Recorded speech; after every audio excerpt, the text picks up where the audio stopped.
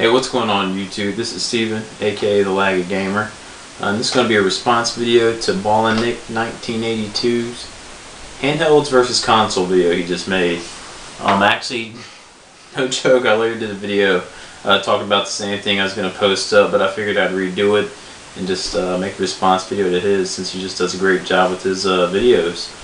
Pretty much what we're going to talk about here is whether you really like to play handhelds, whether you really like to play consoles. If you play either or, which side, just try to get you to play the other side, because I'm a gamer who plays both of them. I really enjoy both of them. First, we'll start with a little history.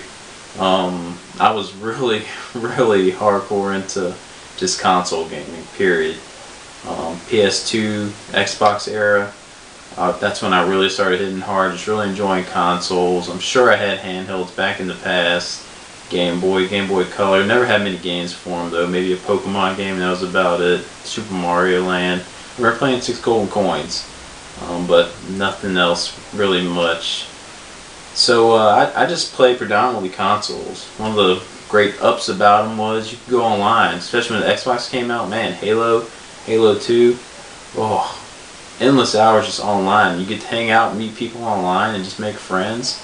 It's really cool. So I was really heavy into consoles, and for anyone who plays handhelds exclusively, that's one of the major ups I'd say about consoles, is just get to go online, have multiplayer. I know the systems out there now, handhelds, have that kind of technology to do that, but consoles is where it's at. If you want to get together to play with people, if you want a huge blockbuster title, that God of War 3, Uncharted 3, Gears of War 3, which I just finished, just great stuff that you can't experience that on a handheld, or it's not the same experience with a nice big TV surround sound. It's just an amazing experience that everyone should try to enjoy. So if you don't play consoles, even if you want to get an older generation, you can get a Xbox and still have a good time playing through Halo 2, Halo 1. PS2 has plenty of games, very enjoyable to play on a big TV.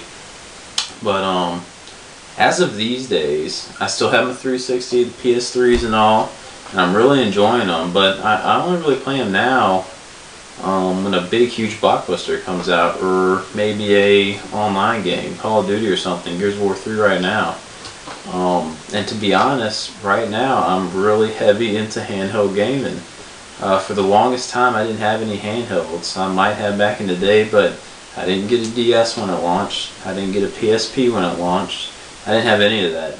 And until recently, when the 3DS finally came out, is when I finally got into the handheld market really and got serious about it. The 3DS came out, I bought one on launch day, and not only do I have the 3DS games I can get, I can also go through this whole library of DS games I missed. I actually got some behind me. Monster Tale I'm enjoying right now, Dragon Quest 9 and Golden Sun here. Also have some PSP games back there, the East, Legend of Fierce Trails in the Sky.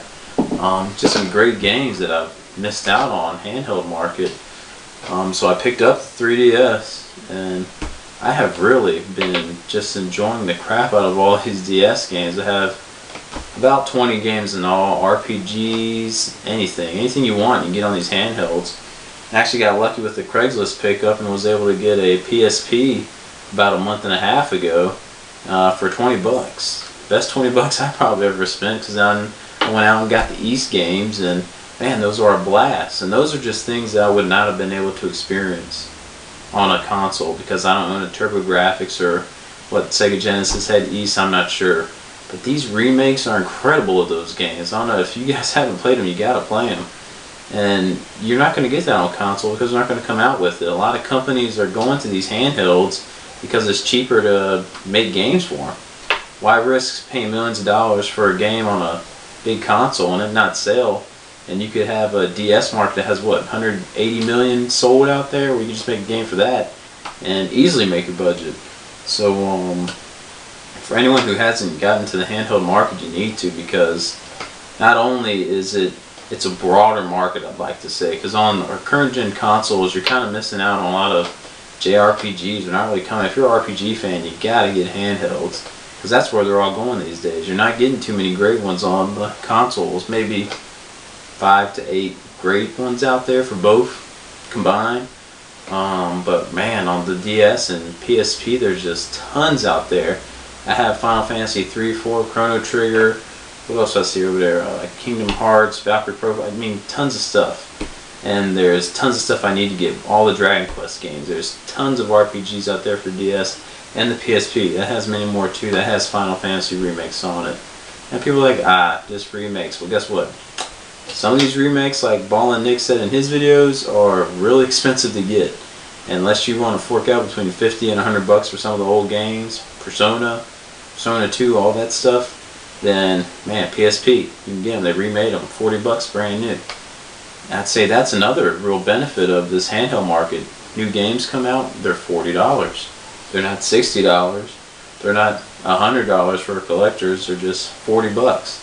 I got Solo Torober, the Red the Hunter DS game, coming out to me on Tuesday, coming with a free soundtrack, and that was $40 brand new with the soundtrack, collector's item. And that's going to be a great DS game. These games are really good. You gotta get out there and play them. I'm so glad that I have one now, and I'm able to get into the market and hit them. Even the little novel-based games like Trace Memory and 999, they're just great games.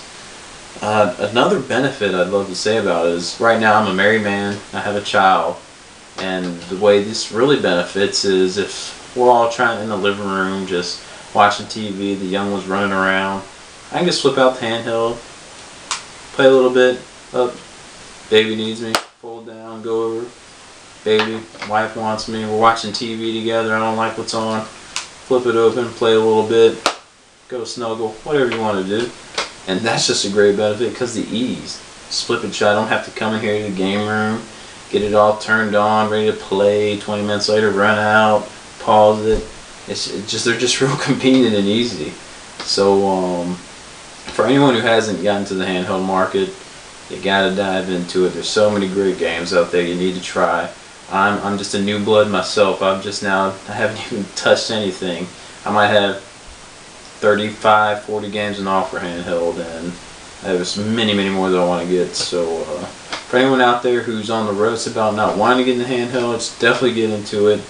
Or the other side, if you got handhelds and you haven't gone to consoles, I mean, if you got the money to get them, I know they're expensive, dive into it and give it a try. I mean, there's nothing like HD graphics on a TV, and it'll just blow your mind away. So I hope this will help any discussion or debate. Get out there, play those handhelds, and you handheld gamers, get out there and play some consoles. Alright, this is Laggy Gamer, and I guess we're lagging out. Peace.